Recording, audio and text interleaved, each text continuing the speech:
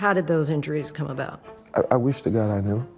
Salut tout le monde, c'est Xavier, bienvenue sur Watch Mojo français. Aujourd'hui on se retrouve pour le top 10 des fois où des célébrités ont gravement endommagé leur réputation rien qu'en répondant à une seule question d'interview.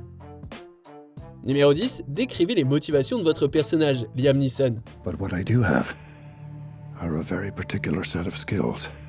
Skills I've acquired over a very long career. Avec un lot régulier de films sortis chaque année, Liam Neeson a fait beaucoup parler de lui au cours de sa vie. Mais un entretien de routine avec The Independent pour le film Cold Pursuit en 2019 l'a plongé dans un scandale.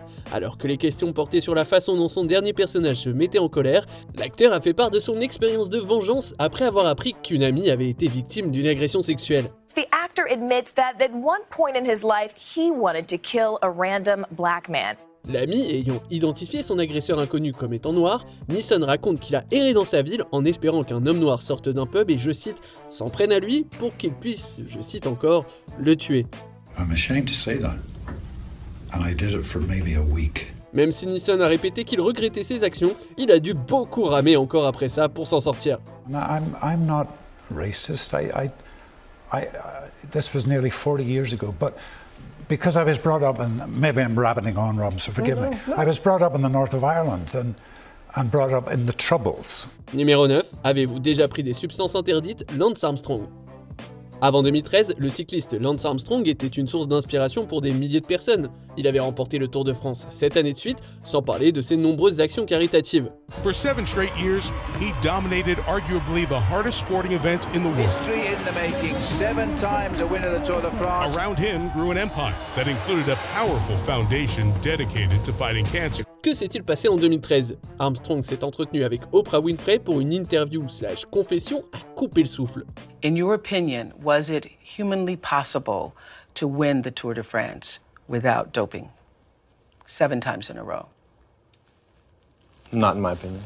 Il avait déjà été déchu de ses titres à la suite de suspicions de dopage, mais l'interview a confirmé que les rumeurs étaient bel et bien fondées. Lance Armstrong has no place in cycling.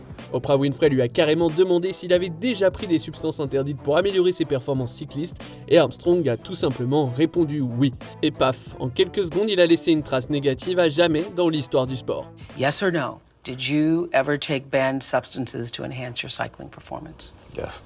Numéro 8, les accusations sont-elles fondées? Woody Allen. Lorsque Woody Allen a participé à l'émission 60 Minutes en 1992 pour parler de sa rupture avec Mia Farrow, les choses sont devenues assez gênantes. I went up and played with the kids, read them stories, did my usual things. We played out on the lawn and had a wonderful time with them. And out of this has grown lawyers and psychologists. Interrogé sur les accusations selon lesquelles il aurait abusé de Dylan, la fille qu'il a adoptée avec Farrow, beaucoup s'attendaient à ce que Woody Allen oppose un démenti catégorique. Mais l'acteur et réalisateur a préféré répondre par une diatribe déconcertante. I had many opportunities in the past. I could have quietly made a custody settlement with Mia in some way and done it in the future. I mean, it's so insane. Il a déclaré qu'il aurait été illogique de faire une telle chose à l'époque et a énuméré un tas de raisons. Il a également insinué que Farrow était le cerveau qui complotait pour se venger de lui. Either she has been coached methodically to tell the story because By Mia. By Mia, yeah. 3 décennies plus tard, les gens s'étonnent encore de la façon dont Woody Allen a choisi de clamer son innocence. Numéro 7, avez-vous aimé votre film Katherine Heigl? La chute de Katherine Heigl des bonnes grâces d'Hollywood remonte à une interview accordée en 2008 à Vanity Fair. Après avoir remporté un Emmy pour son rôle dans Grey's Anatomy et joué dans En Cloque Mode d'emploi, Heigl avait certainement beaucoup de raisons d'être heureuse.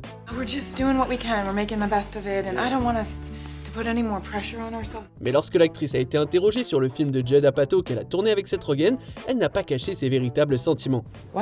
What? I'm pregnant. With emotion? With a baby. You're the father. Katherine a déclaré qu'elle n'était pas satisfaite du film et l'a qualifié, je cite, d'un peu sexiste. Elle a ajouté que les femmes y sont dépeintes comme des mégères sans humour et coincées, tandis que les hommes y sont décrits comme des gars adorables gaffeurs qui aimaient s'amuser. Exactly. We can work together. This can help us, if anything, I think. Ces commentaires ont été immédiatement critiqués et l'ont suivi pendant des années, malgré ses tentatives récentes de mea culpa. I'm gonna be really honest right now, I'm not.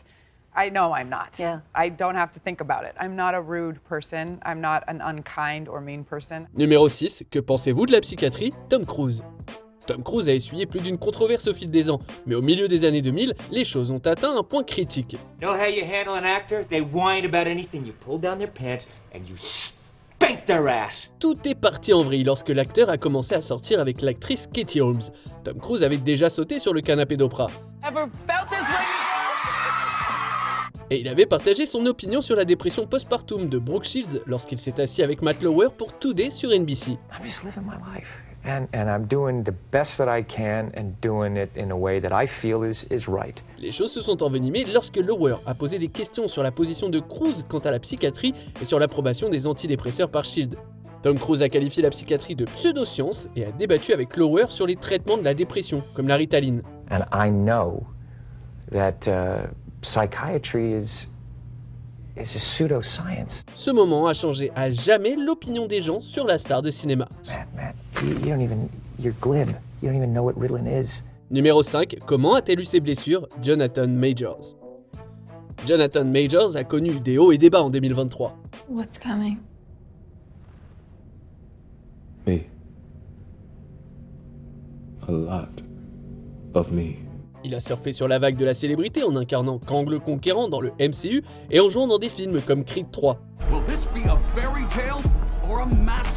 Cependant, les choses se sont effondrées lorsqu'il a été arrêté et plus tard reconnu coupable d'avoir agressé et harcelé son ex-petite amie.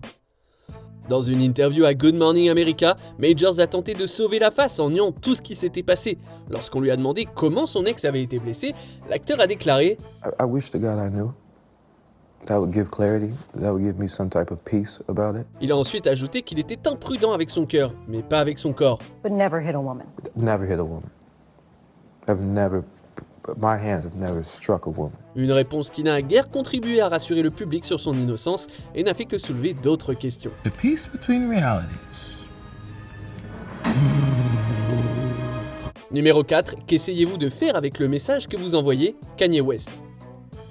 Par où commencer avec Kanye? Le rappeur prolifique a dit et fait de nombreuses choses controversées sur un large éventail de plateformes. I don't follow rules of normal celebrity or what their publicist tells them to say or anything. Mais c'est une simple question posée lors de l'émission TMZ Live en 2018 qui a envoyé Kanye tout droit dans une spirale de scandale.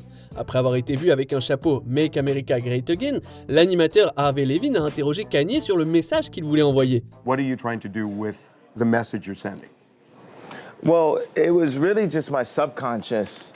It was a feeling I had. Kanye étant Kanye, il s'est lancé dans une diatribe sur la liberté de penser. Il a ensuite fait sensation en parlant de l'esclavage, disant que pour lui, ça ressemblait à un choix. When you hear about slavery for 400 years, that sounds like a choice. You was there for 400 years and it's all of y'all? Bien sûr, Kanye a continué à dire des choses encore plus choquantes dans les années qui ont suivi et pour être honnête, il continuera probablement à le faire dans les années à venir. So you're gonna love me, you're gonna hate me, but I'm gonna be me. Numéro 3, vous comprenez pourquoi les gens s'inquiètent que vous partagiez un lit avec Michael Jackson. La défunte star de la pop, Michael Jackson, a longtemps été accusé d'avoir commis des actes inappropriés et illégaux sur des mineurs. En 1993, Jordan Chandler, un adolescent atteint d'un cancer, a poursuivi Michael Jackson pour abus sexuels, ce qui a donné lieu à une enquête criminelle. Lors d'une interview avec le journaliste Martin Bashir dans le cadre du documentaire Living with Michael Jackson, on a demandé à la star s'il comprenait pourquoi les gens s'inquiétaient du fait qu'il partageait son lit avec Chandler. He talked about the fact that he shares your bedroom. Yes. Can you understand why people would worry about that? Because they're ignorant. La réponse a été tout simplement choquante puisque Michael Jackson a défendu cette pratique en la qualifiant de belle chose. Why should they be worrying? Who's the criminal? Who's Jack the Ripper in the room? This is a guy trying to help heal a child. Il a également dit qu'il avait dormi dans un lit avec de nombreux jeunes et a qualifié cela de très bien et d'affectueux. Kieran Culkin would sleep on this side, Macaulay Culkin's on this side, his sister's in there, we're all just jamming the bed. Alors que Michael Jackson considérait cet acte comme aidant le garçon à guérir, d'autres y voyaient la preuve des crimes dont il était accusé. Numéro 2, votre réponse aux accusations, le prince Andrew.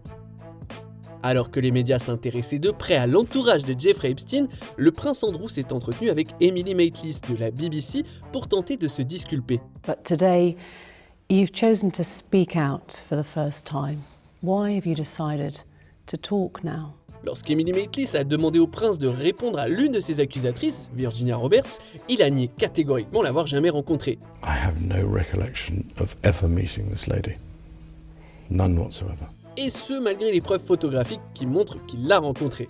Andrew affirme que la photo n'est pas valide. Il a également déclaré qu'il ne regrettait pas son amitié avec Epstein, ajoutant qu'elle lui avait offert des opportunités utiles.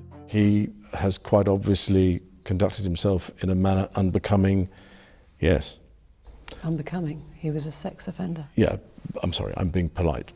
Clairement, l'interview n'a pas aidé sa cause et le prince s'est retiré de ses fonctions publiques au sein de la famille royale peu de temps après. On arrive presque à la fin. Nous publions de nouvelles vidéos chaque jour, alors avant de continuer, abonnez-vous et activez la petite cloche et les notifications sur téléphone pour ne rien rater. Numéro 1, aimez-vous les adolescentes R. Kelly? Difficile à imaginer avec tout ce que l'on sait aujourd'hui, mais dans les années 2000, le chanteur R. Kelly avait de nombreux défenseurs. Contre quoi le défendait-il? Une longue liste d'accusations d'agression sexuelle. I'm very tired of all of the lies. I've been hearing things and seeing things on the blogs and I'm just tired. En 2002, R. Kelly a été inculpé, mais il a été acquitté en 2008. C'est cette année-là qu'il a participé à une interview sur les accusations accablantes. Lorsqu'on lui a demandé s'il aimait les adolescentes, la réponse de R. Kelly a été surprenante, on va dire. When you say teenage, how old are we talking? Girls who are teenagers. Cette réponse a été tristement célèbre à l'époque et il est facile de comprendre pourquoi. R. Kelly a ajouté un autre moment d'interview notoire à son nom lorsqu'il s'est assis avec Gayle King en 2019 et qu'il a totalement disjoncté. I didn't do this stuff. This is not me. I'm fighting for my life. Le musicien purge actuellement une peine de 20 ans de prison pour ses différents crimes. Quelle réponse lunaire d'interview vous a le plus choqué? That's a beautiful thing. That's not a worrying thing. Que pensez-vous de notre sélection? Dites-le moi dans les commentaires et checkez ces autres super vidéos de Watch Mojo français.